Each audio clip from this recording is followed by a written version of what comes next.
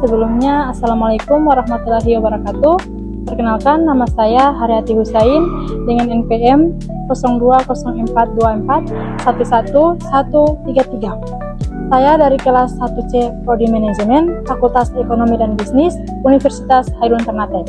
Baik, di video kali ini saya akan membahas materi tentang bentuk-bentuk laporan laba rugi pada perusahaan jasa, perusahaan manufaktur, dan perusahaan dagang.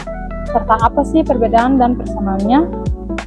Sebelum kita masuk pada pembahasannya, saya akan menceritakan sedikit contoh tentang kita sebagai seorang pebisnis atau praktis keuangan. Kita tentu sering berhadapan dengan laporan keuangan, terutama laporan laba rugi. Nah, laporan ini bagaikan peta jalan yang menunjukkan kinerja keuangan perusahaan dalam periode tertentu. Namun, tahukah kalian teman-teman sekalian bahwa bentuk laporan laba rugi ini bisa berbeda-beda tergantung pada jenis usahanya. Selanjutnya, kita masuk pada pembahasan yang pertama, yaitu apa itu laporan laba rugi.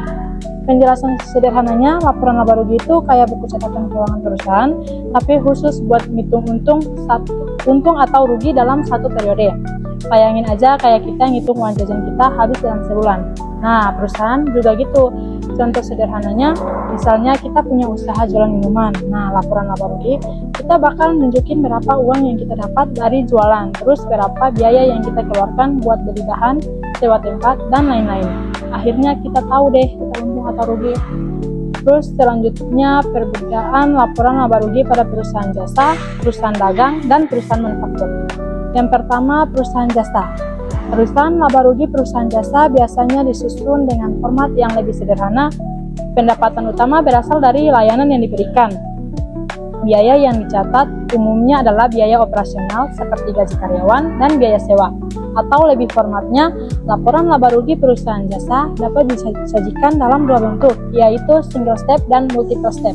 Pada formal single step, semua pendapatan dan biaya dicatat dalam satu langkah, sedangkan pada format multiple step, laporan dibagi menjadi beberapa langkah untuk memberikan detail lebih lanjut mengenai laba kotor dan laba operasional.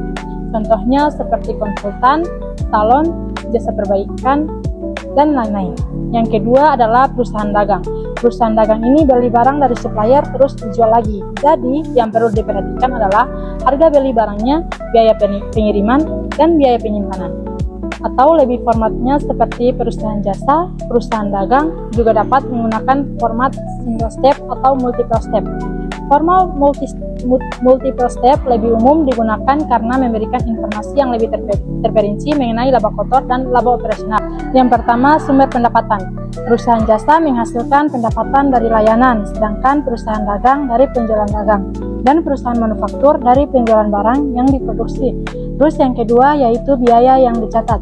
Perusahaan jasa fokus pada biaya operasional, perusahaan dagang mencatat HPP, dan perusahaan manufaktur mencatat biaya produksi yang lebih rinci.